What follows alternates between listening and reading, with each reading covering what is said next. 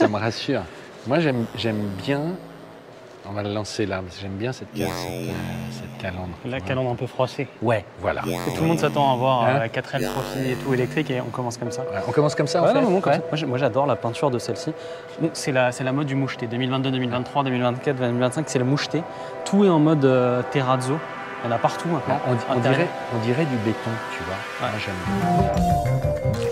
C'est sûr. Bah, vous aviez vu ça et effectivement, 4L revient. Dans les commentaires sur les vidéos qui avaient été faites là-dessus, disaient ouais, elle est toute petite, c'est un drone et tout. Là, on revient. Et là, on commence à être proche de la réalité. Tu sais ce que je disais toujours, je répète toujours la phrase je crois que c'était Bill Ford, enfin un grand dirigeant de chez Ford, qui disait quand on a des doutes sur soi-même, back to basis, revenir aux bases. Ah bah là, et là, Renault, c'est deux grandes décisions. énorme. Le retour de la Renault 5 en électrique, ils ont montré un concept il y a 1 an, et maintenant la Renault 4 qui s'appelle Forever, 4 Forever.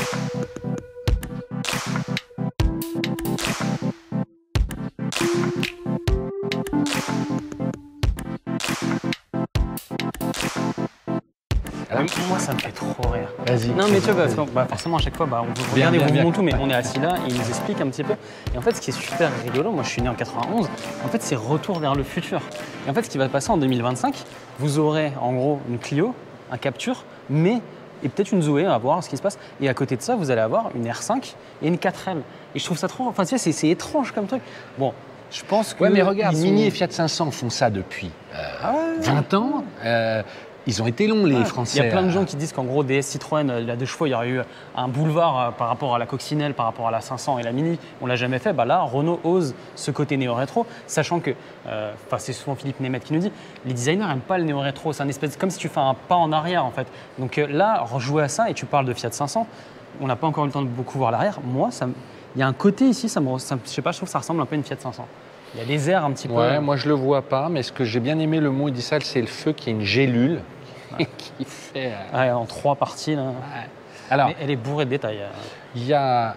C'est la première fois qu'il dit ça. Le responsable des concepteurs a dit tout ce qui est en gris métal, c'est à peu près la version finale, et tout ce qui est en dessous, les parties en plastique noir, qui rendent hommage au 4L Trophy. Parce que les gens vont dire dans les commentaires, ils vont peut-être aller, ouais, entre guillemets, en ce moment, on fait que des espèces de world première avec des buggy. Tu vois Bah ouais, Dacia Manifesto, Citroën Oli. Et là, on repart sur le côté buggy. Là, je trouve que c'est un peu plus concret dans le sens où ils se disent, OK, il y a le passé, il y a le 4L, mais il y a le présent. Le présent avec la 4L, c'est quoi? C'est le 4L Trophy, où plein de jeunes, d'un point de vue humanitaire, vont avec ces voitures, avec un petit budget, et vont s'amuser dans le désert. Et ben, pour faire le clin d'œil et pour quand même montrer un petit peu à quoi elle va ressembler, on va faire ça. Donc, elle est un petit peu en mode baroud. Voilà. Ouais. Donc en gros, vous vous dites tout ce qui est en dessous, bah, ils enlèveront, Ouais. tu rabaisses. Ça, c'est la réalité, ça, c'est... Et ça veut dire que ça aussi, c'est la réalité.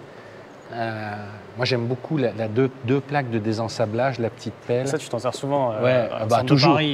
toujours. Quand Hidalgo a fait 2-3 travaux, c'est... Non mais regarde, ça c'est concept, ça n'existera ça, pas. C'est j'adore. la première Ça, fois que je vois j'adore. ça. Ils ont fait une pompe qui permet de dégonfler le pneu quand tu es ensablé. Tu sais, il faut moins de pression. et de remonter la pression de tes pneus.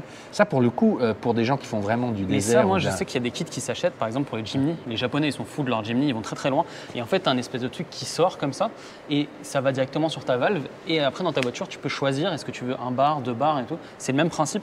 Et là, tu as l'impression qu'elle est ici. Là, je trouve ça trop rigolo, quoi. C'est des petites choses. On repart sur du recyclé un peu à la Dacia d'ailleurs. Ouais. Moucheté, C'est la caméra. Alors, une fois n'est pas coutume, on va interviewer la chef de produit parce que c'est elle qui va vraiment être responsable de la gamme 4L quand elle va arriver dans 2 ans. Donc, bien sûr, elle ne peut pas tout nous dire, mais elle a donné quelques infos que j'avais envie qu'elle nous livre. Puis c'est une femme. Elle sait à quoi ça va ressembler vraiment. Voilà. Et puis ce qu'elle va faire. Mais comment la voiture se positionne? On va la chercher.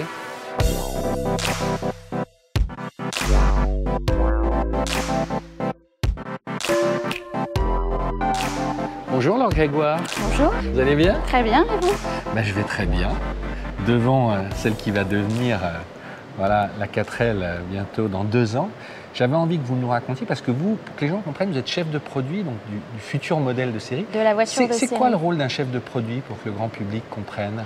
Alors, c'est de concevoir la voiture, de bien ajuster les prestations pour que la voiture réponde aux attentes du client. C'est-à-dire qu'en gros, vous définissez le cahier des charges, bien sûr avec les équipes du marketing, en disant voilà, il faut qu'elle ait telle taille, tel espace, tel... On est un peu la voix du client. En fonction du client à qui on veut s'adresser, on travaille avec l'ingénierie, le design, l'ensemble des métiers. C'est une grande famille chez Renault pour vraiment concevoir la voiture qui répondra le mieux. Alors justement, qu'est-ce que vous avez donné comme cahier des charges aux designers, aux ingénieurs? Moi, j'ai retenu quand même une chose, vous avez dit, voilà, ça sera un petit SUV. Tout à fait. Et positionné un peu plus haut de gamme que la Renault 5, j'ai bien retenu? Tout à fait. Alors, aujourd'hui, Forever Trophy, donc c'est avant tout un concept car, qui préfigure l'arrivée de la Renault 4, la future Renault 4 électrique. Et la Renault 4 électrique de 2025, qui sortira en 2025, ça sera en effet un SUV. C'est le premier message qu'on souhaite faire passer avec ce concept. La Renault 4 d'origine va évoluer pour devenir un SUV compact d'un petit genre peu plus capture, de 4 mètres. Exactement. Voilà. Quand vous dites un SUV, ça ne sera pas un 4x4, c'est surélevé avec les codes. Un SUV pour des usages urbains et extra-urbains. Donc c'est une évolution mais assez naturelle par rapport à la 4L originelle qui avait déjà dans son ADN beaucoup de polyvalence, beaucoup d'audace. Et donc on a trouvé ça intéressant de remettre la Renault 4 au goût du jour sous la forme d'un SUV. D'accord. J'entendais aussi dans la présentation que tout ce qui est gris, c'est a priori très proche de la série et tout ce qui est noir, c'est du concept, c'est ça? Je vais mettre ce côté pour vous avoir. Voilà, avec on pourrait couper Forever Trophy dans toute sa longueur, toute la partie inférieure. C'est vraiment la partie spécifique à ce concept inspiré par l'imaginaire de 4L Trophy. Toute la partie supérieure, en revanche, et en effet toute cette partie grise, est quand même annonce assez fidèlement ce que sera la Renault 4 de 2025. Même au niveau des proportions, c'est-à-dire longueur, largeur? Les dimensions sont des dimensions spécifiques au concept car. C'est encore trop tôt pour vraiment donner les dimensions exactes de la voiture de série.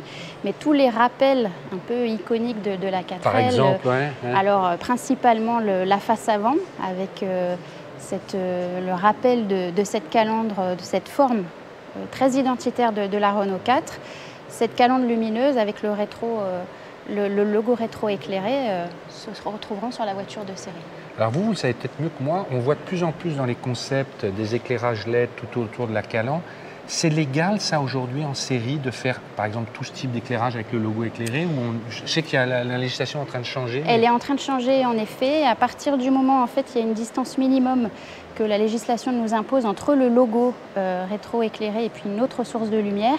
Et grâce à ce jonc lumineux qui fait tout le tour de la calandre, on aura le droit d'éclairer le logo lumineux de la calandre de la Renault 4. Et donc le tour aussi? Tout à fait. Ce qui est éclairé, c'est le contour de la calandre et le logo. D'accord. Visuellement, ça, la nuit, dans le rétroviseur, ça éblouit pas trop sur le long terme? Ça sera au contraire, ça sera très identitaire de la voiture. J'ai une autre question. Puisque c'est complémentaire à la Renault 5, j'imagine que vous travaillez main dans la main avec votre homologue chef de produit de la Renault 5 pour faire les mêmes trucs. Et gros, toi tu fais ça, moi je fais ça, c'est ça? On est dans la même équipe, dans la même famille, comme on l'appelle. Et donc on travaille cette famille de deux véhicules, Renault 5 et Renault 4, effectivement de manière très complémentaire. Mais alors est-ce que ça veut dire que de temps en temps sur une prestation commune, elle est pour toi, elle est pour moi, Amstramgram, non, prends-le, ou on pourra retrouver quand même des éléments communs? Je prends un exemple idiot, la taille d'une boîte à gants ou quoi que ce soit, ou ça ne va pas jusque-là? Tout ce qui est standard sera commun. Par contre, chaque véhicule aura vraiment ses points de différenciation clés qui correspondent, on en revient à ce qu'on disait tout à l'heure sur les usages clients. Donc il y aura des éléments spécifiques à la Renault 4 et bien sûr tout ce qui est standard sera commun aux deux.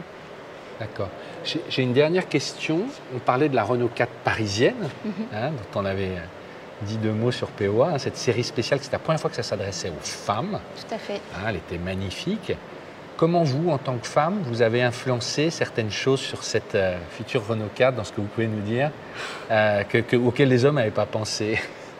Est-ce que ça vous arrive déjà de dire, attendez, ça c'est des réflexions de mec? Je ne sais pas si si ce sera des réflexions de femmes, mais ce qui est en tout cas ce qui sera très important dans la Renault 4 électrique, c'est vraiment de répondre à, on le disait, la Renault 4 c'était la voiture de la semaine et du week-end, des villes et des campagnes.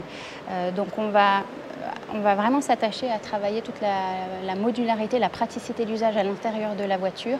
Donc je ne sais pas si c'est très féminin, mais en tout cas notre volonté c'est vraiment de pouvoir répondre toutes les utilisations possibles d'un SUV aujourd'hui. Mais est-ce que ça veut dire, parce que dans les photos de l'époque de la Renault 4, on voit des fermiers qui mettent de la paille et puis après on voit une parisienne avec des bottes en cuir rouge.